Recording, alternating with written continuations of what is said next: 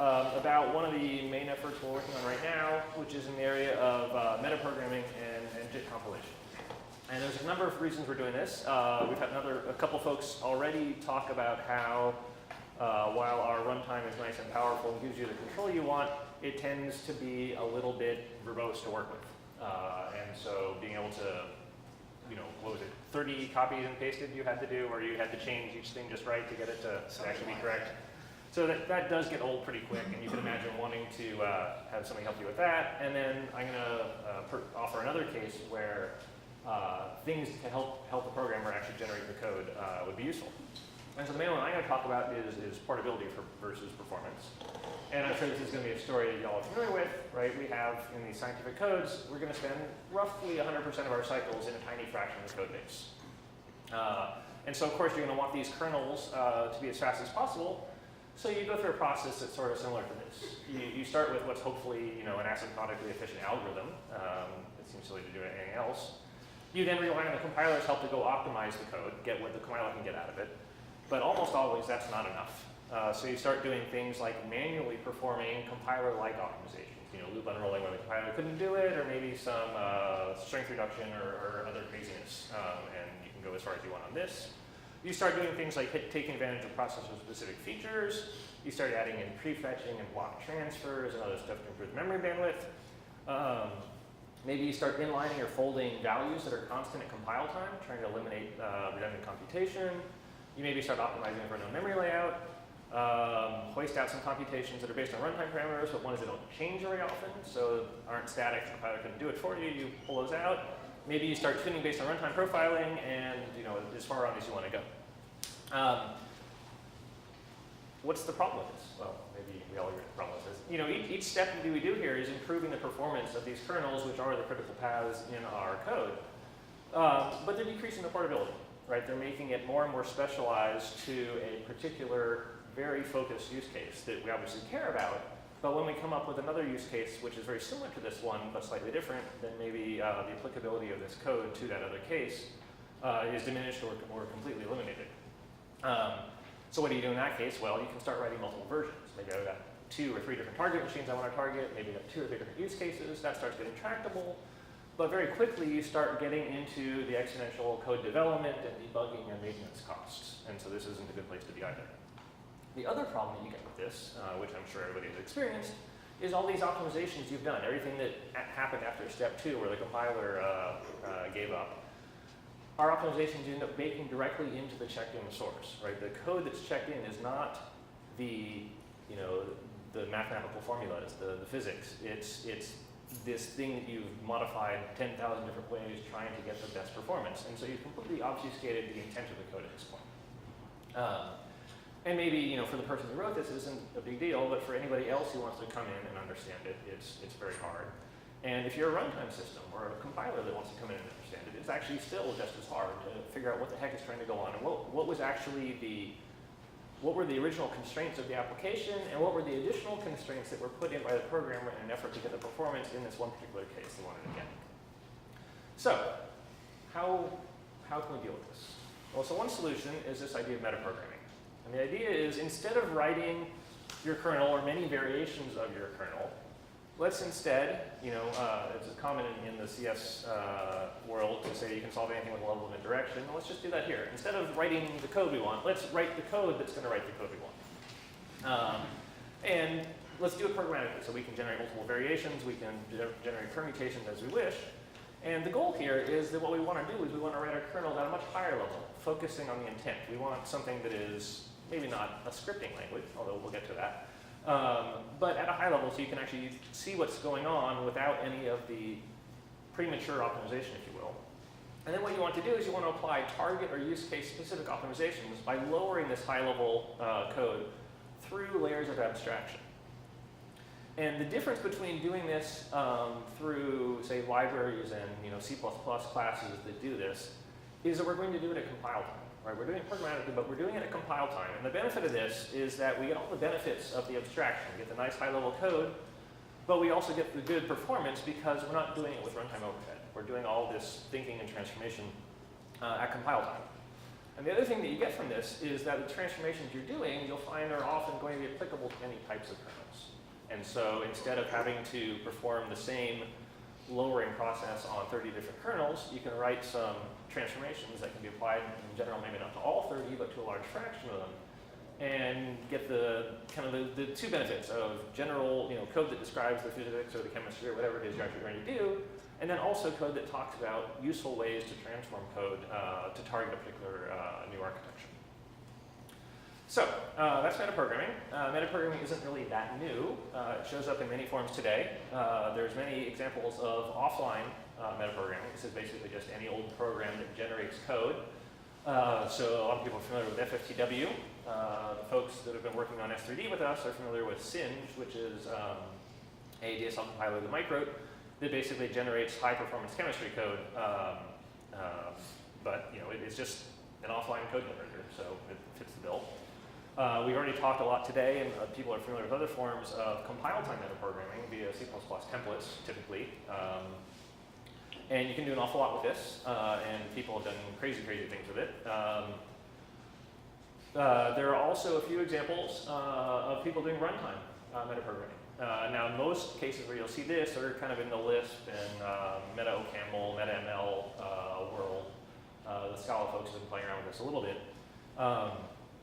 And you haven't seen so much of this in the high-performance world, if you will. As you'll see, we're going to suggest that that's something we can fix. Okay, so Legion applications we've talked about already do plenty of metaprogramming offline and compile time. We've got Singe doing chemistry kernels for S3D. We have a bunch of C++ template foo doing our region accessors. Remember the way we inline the right optimized accessors right there is using C++ templates. We use a bunch of other template foo that Alex was showing for generating the boilerplate code that we use to launch each of the 30 different kinds of tasks. But we'd like to also get metaprogramming at runtime, except that we'd like to do it in a way, no offense to Lisp and Meta-OCaml, but we'd like to do it in a way that generates fast code and also takes advantage of Legion runtime information, right? We need something that's actually in the loop and can use the information that only we know because we are part of the Legion runtime. So, how are we going to do this? Let me introduce you to a project called Lua-Terra. This is an active research project at Stanford. There's a website at terralang.org, which I recommend you go take a look at. Who here has heard of Lua before? Oh, not bad. Who here has heard of Terra before? Also not bad. Okay. Let me give an introduction to them. I'm not going to go too much into the details, in part because this terralang.org website has a great little tutorial that you can learn about what Terra is in not too long. So I would recommend taking a look at it, even if you may not want to use it with Legion, but you might find that you can use it for other stuff too. So anyway, Lua-Terra starts with Lua, which, as most people here are aware, is a very simple dynamic scripting language. And when I say very simple, I mean bare bones. But that has pluses and minuses. You can learn it in about an hour, and you can do pretty much anything you want in Lua since it's a high-level scripting language. It's designed in the late 90s, and at this point is fairly mature. And I don't know if that's because people believe it's reached equilibrium or just because the guy who was working on it wandered off and did something else. But its goals in life are not that lofty, so it may have actually met them. One of the big things about Lua, which makes it suitable for this, is it's designed to be embeddable just about anywhere. It's incredibly small, it has almost no dependencies, and makes almost no demands of the underlying system. You don't even technically have to have a working malloc to use Lua. So Lua's great. It's a scripting language. It's embeddable. It's neither fast nor compatible with high-performance languages, so we need to add something to it. And what we're going to add to it is this thing called Terra, which is a statically typed, just-in-time compiled language. But it's one that's designed specifically to interoperate with Lua, and also designed to interoperate with existing compiled code. And so basically this is a language specifically designed to fit into the Lua programming model, but also to generate code that high-performance computing folks are likely to want to use, which both of these means kernels that are fast on their own and also kernels that interoperate with other kernels that exist right now. So I'm going to introduce Lua and Terra in a few slides. This will not quite be a complete introduction to both, but it will give you the feel of the sorts of crazy things you can do with them. So first, here's a simple Lua function. We're going to take a function, we're going to pass it some variable a, we're going to add 1 to return that value. And Lua is untyped, it'll add 1 to whatever it's given, it'll do crazy things if that's a string, but that's Lua for you. In particular though, if you pass a 10 to it, it'll do the obvious thing and add 1 to it and return to us an 11. The key thing to keep in mind is this is evaluated in Lua's stack-based VM, so not particularly speedy. It turns out actually we're sitting on Lua JIT here, so in some cases it actually is relatively speedy because there's a JITting engine already on the Lua side that's helping a little bit. Now let's look at the Terra version instead. The Terra version of a function is nearly identical. It starts with Terra instead of the function keyword. And the main other thing to notice is that we have gone and added types. We've said that the thing we're passing in must be an integer, and that we're going to return an integer. The rest of it's the same, just going to return a plus 1. But now this is going to be type checked, and it's also going to be compiled to native code. So when we run Terra add 1, it looks the same on the outside, but what happened in fact behind the scenes is this function was compiled into a Terra abstract syntax tree, which is converted to LLVM and run through the LLVM stack to generate native code that runs on the host CPU. And so maybe in the case of adding 1 to a number, it's not that exciting, but the ability to quickly generate code that can be arbitrarily complex and compile with a real compiler can do some pretty cool things. So let me show you one of the cool things it can do. We can capture JIT time constants. So not compile time, not even necessarily startup time of our application. This may be something during the course of the application we realize something has reached a steady point and we want to specialize on this and save some time. So as an example, I'm going to create a couple Lua variables, x and y here. They're just arbitrary values. Now I'm going to define another Terra function, which looks like the one before, except that it's going to iterate x times and add y each time. It's still going to take an integer in and pass an integer out, except that now it's got what looks like some nasty complicated code inside. And you can see I'm just referring to x and y here, and these basically Terra and Lua share lexical scopes, and so that just fishes x and y out of the Lua bindings and captures those values at the time that the Terra function is defined. Later on, if we go compile it and disassemble it, we see that the code that was generated for foo is actually quite simple.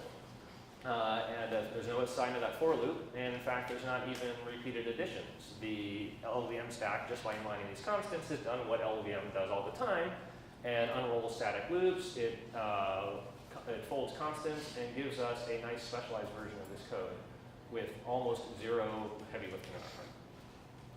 So, pretty cool. You can imagine doing all sorts of fun things just with the ability to inline constants. But let's do some more.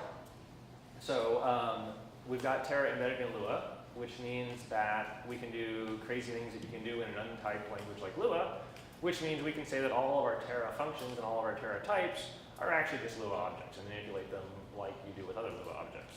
So let me build for you now. We saw DAXB before. This is the generic DAXB.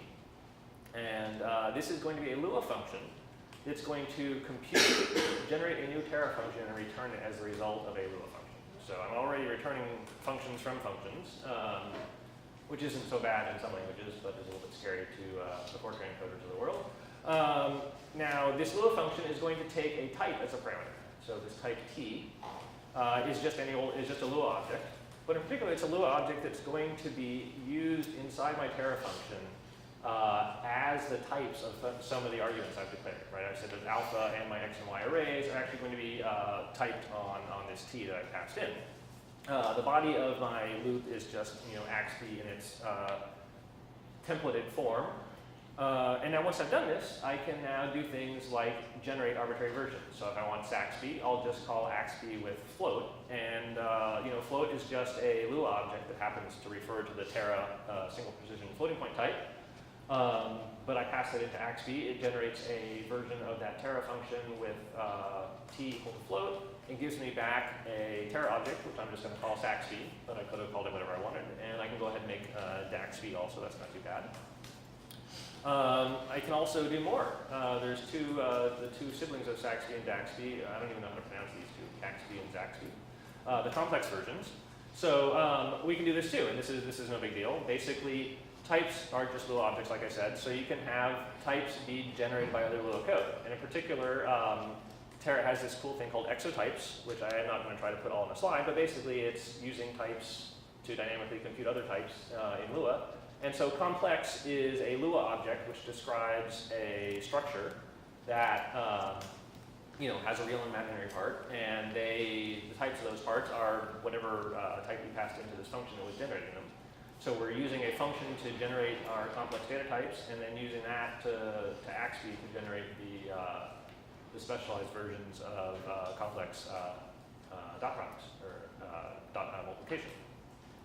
So one of the things we've been playing around in SRD a lot is this idea of maybe we don't really need double precision everywhere. There's a couple places where we're pretty sure we need it, but there's also a couple places where it seems like we can get away with it. And literally one of the impediments to trying out these things is just the desire to not be sitting there changing floats to doubles all the time and trying to keep track of all the different versions and know which one to use. And so in a metaprogramming thing, if I can just, it's easy. In 2 lines, I can generate the float and the double one. I can call whichever one I want and see which I like better. So being able to generate this code like this, and you can do this with C++ templates, right? If it's just literally float versus double. But what if there's 10 different ones and I'm not sure which one I want? I can programmatically iterate through the space and try them out without having to actually generate all 2 to the 10 variants and keep track of that myself at compile time. Okay, so let me show you, I think I've got one more example, maybe it's 2, we can do even more, right? So far what we've mostly used is Terra functions kind of wrapped in a Lua scope to give us compile time settings. But you can actually hop back and forth between Lua and Terra. And it uses quotes and escapes, which if folks are used to other metaprogramming things is kind of the standard notion of basically hopping in from the outer language into the inner one. And so I'm not going to go through every single line here, but this is basically a function I wrote that implements sparse matrix vector, basically builds you an optimized sparse matrix vector multiplication kernel, where it specializes on the sparse matrix. So the idea here is I take a sparse matrix, I look at it at compile time, and I'm going to generate this Terra function down here, which just takes in x and y, right? So the A has been completely baked into my kernel, but it's going to generate y equals a times x, where A is a sparse matrix, as fast as it possibly can. And what it's going to do is all the irregularity and sparsity that exists in the A matrix is all just going to be baked into the code. So I don't have the nasty memory accesses, and I just have basically sweep through x, sweep through y, caches hopefully being friendly, and generate the optimized code. So I'm not going to go through all the details, but the main highlights are basically the Lua code, right? It's the Lua code that's going to take the sparse matrix A, and it's going to do stuff with it. And in particular, what it's going to do is in Lua code, it's going to iterate over the non-zeros in A and generate a Terra expression that represents the sum for each of the rows. So what I'm doing here is for each pair in this row, I'm basically, I start out with my row sum is going to be 0, and I add to it these quoted Terra expressions. So I'm in Lua, but I can generate these Terra sub-expressions that describe the sum that I want to perform. And basically, I'm skipping over all the zeros and just putting in the products and sums that correspond to the non-zeros in each row. Once I've done that, I build my list of assignments, where each assignment is going to be the thing, the actual assignment to the corresponding element in Y. And this Lua function body basically just returns that list of assignments. Down here in the Terra side, right, this is the Terra function I'm going to return from this Lua function. And all it really does is basically uses an escape that basically says, I'm in Terra code, but this is where at definition time, I'm going to hop back into Lua, run whatever it is the Lua wants to do, and take the Terra expressions that come out and just jam them into my kernel. So in this case here, the body Lua function did all the things I wanted. It's just in a bunch of assignments to each of the elements of Y. And so the Terra side itself is really just take all those things and embed them in a Terra function. I'm not going to show you the disassembly for this, but it's the obvious thing, which basically looks like you had manually written down exactly the sparse access pattern you want. So the nice thing about this is you can write things as if they're dense, and if it turns out you just have these sparse stencils, you get something that is as efficient as having written out your little 4-point stencil by hand without all the tediousness of it. So these are the fun things you can do in Terra. Like I said, one of the goals is to get portability. Another one of the goals is to be able to get dynamic tasks. So like I said, Terra generates LLVM IR, or bitcode, which means that we can target x86, we can target CUDA, we can target ARM, we can target anything else that has an LLVM backend. And luckily that's a steadily increasing set of things. And that helps us on that front. Basically, if the Terra code you generate may want to do things slightly differently based on knowing what target it's going to generate, for example, vector widths and stuff. But sitting on this LLVM backend, we know that we can target each of these things. And so maybe we just write the generic code, or maybe we have specialized code for a given architecture that we use when it's available. The other thing we have to do to make this work in Legion is we have to expand our task registration API. So the examples you've seen so far were all things where at basically runtime startup time, you registered a bunch of tasks, you assigned task IDs to, you provided function pointers that we then wrapped with C++ template foo to provide the tasks that get registered with Legion runtime. And if you're going to want to dynamically generate tasks, then you're probably going to want to not have to do this all up front, right? You may want to actually load in the application, the data you're going to operate on in order to specialize on it. So doing it before you start the runtime is not going to work. So the plan is to make it so that you can dynamically register tasks during execution. The interface will actually look very similar to the one we have now, except that you can do it while you're running. This will let us take advantage of properties of program input. And then the other thing we can do that was kind of touched on a couple places is that when you register a task, you can also specify constraints on the usage. So this is the thing Mike was talking about, where the mapper can know, oh, this particular variant is only suitable for use with this particular memory layout, right? If we're going to specialize on region accessor type things, then you can do that. And so you can specify a bunch of different versions for all the possible different memory layouts you get. And that way the mapper knows in general which one to pick. And as Mike said, in the cases where it has multiple choices, then it'll call back, the runtime will call back to the mapper and ask it which one to use. But you can greatly reduce the number of things you have to consider if you specify which constraints, the constraints that make a given task valid. Like I said, right, this preserves the mapper's ability to make effectively arbitrary decisions. And now we know, okay, well, you can choose any arbitrary layout, but this particular fast version of the kernel only works if you do array of structures, and if you don't do that, well, then we'll fall back to our general version. So this is all good, but it has one issue that Mike also touched on briefly, which was there can be a lot of different variants you want. There's a lot of different possible memory layouts. There's a lot of different possible places data might be placed, or how you want to iterate over things.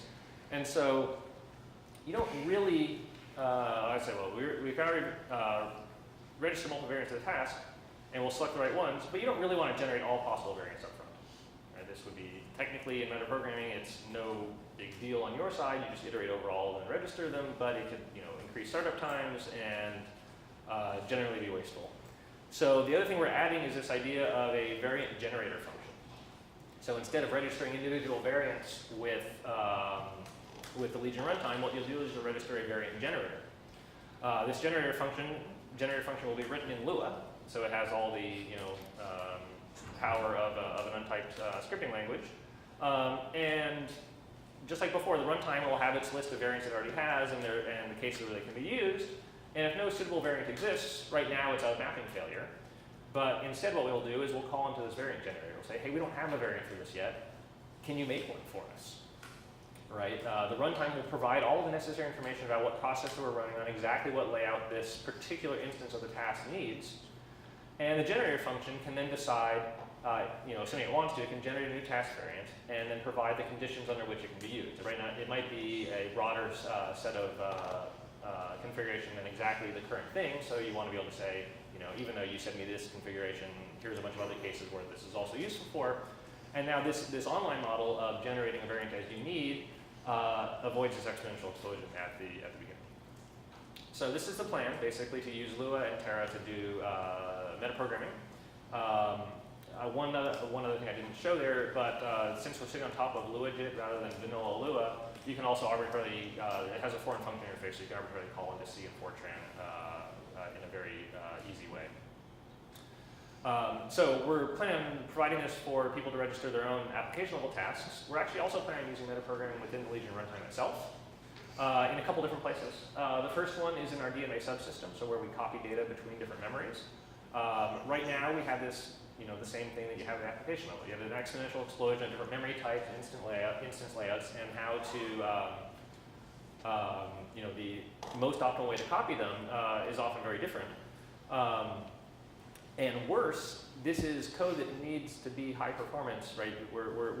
This is the glue that's holding all your instances and mapping decisions together. So we need to be doing this as fast as possible. In particular, we can't be making decisions per element in here. We have to have high performance code. So right now we pick a particular subset of that exponential explosion and optimize for those, and then we fall back to the terribly slow backup one, which I believe Charles has run into a couple times when it doesn't fit one of the things we want. And so this is a prime example where metaprogramming will help, right? We can pre-build the common cases, and then for the cases that we didn't think of that were common but turn out to be common for a given application, we can go dynamically build them. And that's a much better story. You can also imagine this world even specializing for particular index space sparsity. One of the questions I was asked before, right? If you've got a sparse index space, but you're using it over and over and over again in your application, it might even be worth the effort to sit down and actually build the most optimal copy routine for that eliminates all the walking of the index space itself and just moves the data as needed. Another place where we want to use this is avoiding compile time capacity limits. We have a number of things like that right now. Like it turns out there's a compile time maximum number of fields per instance that we set because we don't want these bitmask data structures we use to get too large. But you know, if you go over it, you just have to stop and recompile. And then actually a bunch of the things that Wan Chan talked about earlier, these switches that are currently compile time because turning them on is so expensive, are a little bit annoying if you actually wanted to deploy Legion as a library rather than as a thing you compile with your application, which is the way it currently is. And so things like this, being able to actually switch in dynamically compiled code might be a story for some of those things as well. And then another one is dynamic optimization dependency analysis. We already have what amounts to execution tracing. The next step beyond that is code morphing and tweaking that. So that's what we're planning on using Lua Terraform inside Legion. I'm going to spend one more minute, I think, talking about how this is more than just Lua Terra. So as part of building in Lua Terra into the Legion runtime, we're intentionally approaching this from a modular perspective, and Terra is just the trailblazer here. The idea is that we're not just extending the task registration API to support Lua and Terra. We're adding this notion of basically you say, when you provide a blob of code that is the implementation of your task, you can say what language it's in. And right now the only language is a compiled C function. But we're adding Lua and Terra. But the idea is to make it open, make it so that you can plug in additional compiler modules that provide other implementations of compiling, just-in-time compiling paths. So right now we do C function pointers and Terra expressions. One of the ones I want to add fairly soon is basically dynamic loading. So you provide a string that's a symbol in some object, and we'll go load it for you. But like I said, we're already going to have a path to LVMIR, so there's no reason we can't support anybody else who wants to generate LVMIR. And I have Pat Warriors' hand here. So basically anything else that wants to generate LLVM, we can take as a dynamic code generation path. And the goal, like I said, the goal is to be open so that we can support whatever else people want to use for code generation. And this will also work for generators as well, right? The plan initially is to do Lua, but you can imagine other ways of generating code. There's people who have tried to do code generators in native C or C++ for really efficient code generation. There's calls for that. But one other thing to toss out there is you can imagine some remote database of all these compiled kernels, right? You don't know exactly which specialized version you need right now, but being able to go fetch it dynamically might be much better than actually trying to use something that you deploy as part of your main executable. So, any questions on that?